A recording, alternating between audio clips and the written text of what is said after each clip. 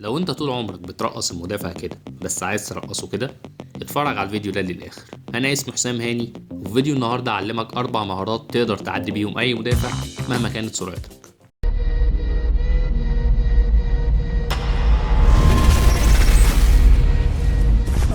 خليك واقعي شويه. لو فضلت ترقص نفس الترقصات كل مره، المدافع هيحفظك وبالتالي مش هتقدر تعدي منه.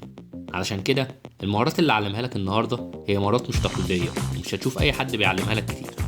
اول حركه معانا وهي الدراجون ستيب اوفر، وهنا احنا هنعمل ستيب اوفر اللي هي عجله بس بشكل مختلف شويه. اول خطوه هي انك هتسحب الكوره برجلك الشمال ناحيه جسمك.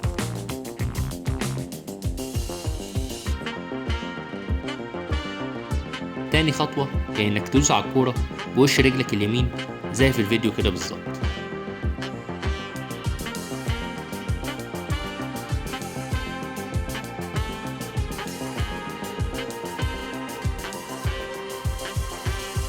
تالت خطوة وهي انك تزق الكرة لقدام بوش رجلك اليمين، وفي نفس الوقت تنط عشان تعمل ستيب اوفر برجلك الشمال.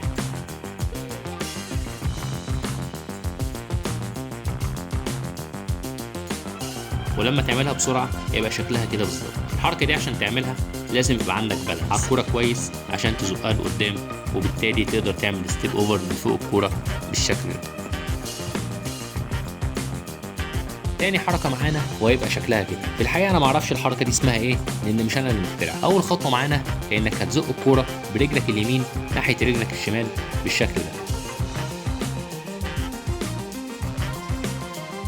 تاني خطوه هي انك هتضرب الكوره برجلك الشمال بزاويه 45 درجه ناحيه رجلك اليمين. تالت حاجه هي انك تلحق الكوره برجلك اليمين وتدوس على الارض برجلك اليمين كانك بتعمل فين الشكل ده.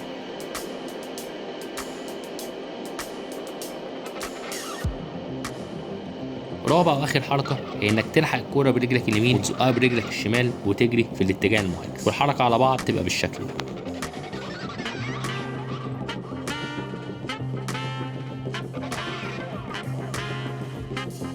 تالت حركه معانا وهي الباك تيرن، والترقيصه دي من احلى الترقيصات اللي بتخليك تعدي اي مدافع حتى لو في ظهرك وضاغط عليك جامد. اول خطوه معانا هي انك تخلي المدافع يقرب منك قوي ويضغط عليك، وتحاول على قد ما تقدر ما تفقدش الكوره بسرعه. تاني خطوه هي انك تميل ناحيه الشمال بجسمك بحيث تخدع المدافع انك هتجري ناحيه الشمال. تالت حركه وهي انك هتزق الكوره برجلك اليمين ناحيه رجلك الشمال عشان تخدع المدافع انك هتجري في اتجاه الشمال.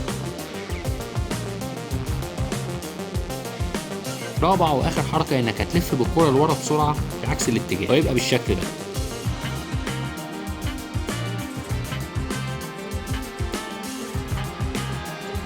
اخر ترقيصه معانا وهي انيستا موف، وهتبقى بالشكل ده. الحركه دي انت اكيد عارفها وسهله جدا، بس الحركه دي فعاله جدا في الملعب. اول خطوه معانا هي انك هتعمل فينت بجسمك ناحيه اليمين بالشكل ده. حاول تتمرن على الحركه دي لان اساس الحركه دي هي انك تعمل فينت صح.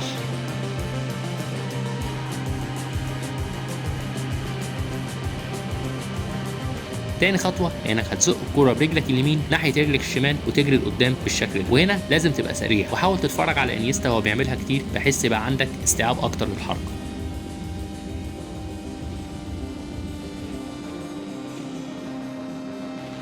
وبكده نكون خلصنا فيديو النهارده. لو انت حابب تطور نفسك في كرة القدم في البيت ومن غير كوتش وتتمرن زي الاجانب، انزل اعمل سبسكرايب وانا اقول لك على احسن التمارين اللي الناس بره بتعملها عشان تحسن مستواك. سلام عليكم.